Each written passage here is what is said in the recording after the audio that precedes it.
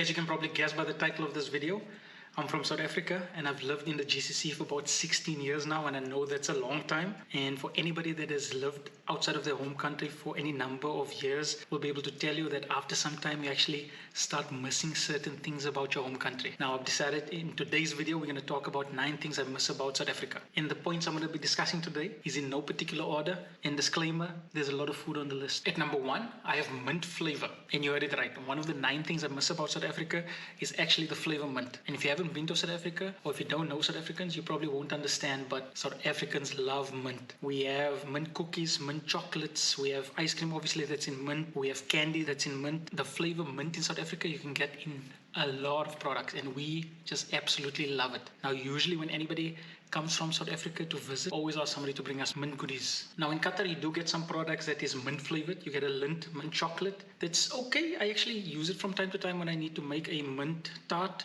And also the usual suspect that you can get in most countries is like your chocolate chip mint ice cream. And on top of that, we actually found mint cookies that I believe is made in Western Cape. Apart from that, there's not much else that I found. Now, all of the mint flavored products that you get in Qatar doesn't come close and doesn't compare at all to the types of products and the quality of the products that's available in South Africa in mint flavor. At number 2, biltong and droëwors. Now you do get some biltong and droëwors in Carrefour here in Qatar, and it tastes okay, it tastes good, but it doesn't come close to the fresh droëwors and biltong that you get from local butcheries back home. And for those of you who don't know what is biltong and droëwors, it's basically meat that has been cured. So what they do is they basically season the meat, and I believe they hang it out to dry for a certain number of days. And I think my Western viewers will probably know that as beef jerky if you are from the US. Now the beef jerky is a lot more processed than biltong. Biltong is not as processed. There's basically no preservatives in there as far as I'm aware, but it is just amazing. So that's how much we love biltong and droëwors, especially if it's made back home.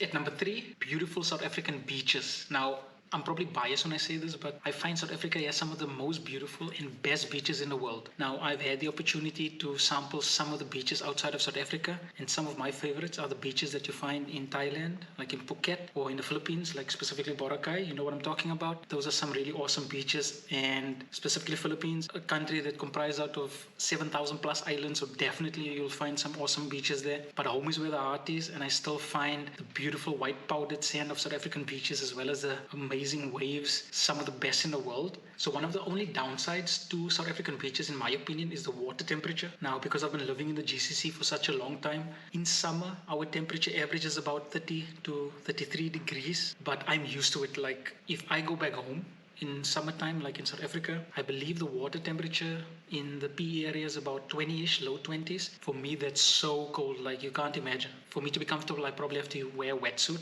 Now, that's one of the only downsides, in my opinion, to South African beaches. So at number 4, family and friends. Now, a lot of you probably saw this point coming. And for anybody that has worked outside of their home country for any extended period, they'll probably relate to this point. Now, after some time, you really miss your family and your friends as well. Now, it really depends also on where you work and where your home country is. Like sometimes the time zones can be really crazy. Like for my wife, for example, there's about a 4 to 5 hour difference with Qatar and the Philippines. So it's difficult to connect with people throughout the day because at various points in the day, obviously you get busy with certain things. It's a little bit easier for me to connect with family and friends from back home because there's only a 1 hour difference, but definitely you'll miss family and friends when you start working abroad. Now, if you're currently living outside of your home country, whether you are studying or you are working, let me know in the comments what you miss the most about your home country. At number 5, South African winters. I should probably say I miss all of the seasons back home, but I miss specifically winter time. Now, one of the reasons probably for that is because I'm living in the GCC where it's excruciatingly hot. Like at the peak of our summer, the temperature can reach up to the mid 40s and you have humidity ranging between 80 to 100%. So that is insanely hot. Now, during the peak of summer, you don't want to go outside. And luckily, most buildings have air conditioning. When you go outside, it's almost like stepping into an oven. Probably because of that, I actually miss the winters in South Africa, that crisp, cool air. Where I'm from, and I'm talking about when I used to live there, the temperature used to be about, I would say, 1 to 10 degrees at night, and during the day, let's say about roughly around about 10 to 15 degrees. Now that is nice and cool, but it's not freezing, so it's not like minus 20 degrees. Even though in Qatar, the winter time or the colder months, which is basically December to let's say February, the temperature does drop significantly, and it's actually the best time to come to Qatar. Even though we have those few months where the weather is really awesome, I still miss those South African winters. At number 6, we have braai. At this point, you probably notice a pattern in my list of things that I miss about South Africa. It's a lot of food, but definitely you cannot have a top 10 list about South Africa if you don't include a braai. It's one of the things that South Africans are really known for, is having awesome braais, and it's one of the things I miss. Now, I've had some really cool braais over here with close friends, and it was amazing, but having a braai back home is just something special. Whether it's because you'll probably have a braai with close family, friends, people that you know your whole life, could be that factor, or the fact that you have your favorite braai spots in South Africa, whether it's on the beach or in a park or wherever. And South Africans don't usually braai patties, like hamburger patties and hot dogs. That's more of a American or Western thing. Like South Africans, we braai chunks of meat, whether it's lamb or beef or chicken or even like wild meat like kudu, for example. Some people braai that as well. If you are going to South Africa for vacation, one of the things you have to experience is braai.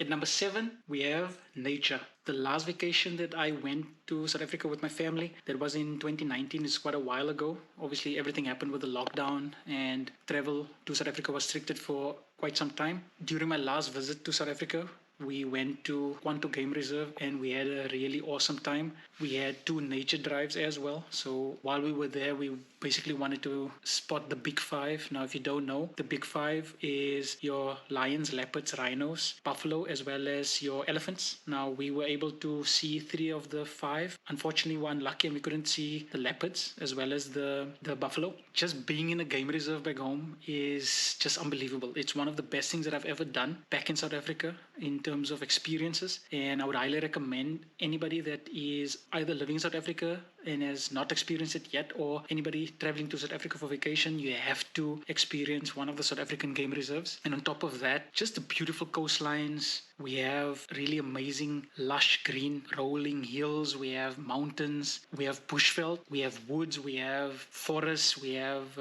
amazing rivers, we have waterfalls, everything that you can think of. We are blessed in South Africa. We have a lot of those things, and it's really beautiful. That's why at number 7 on my list is just the nature in South Africa.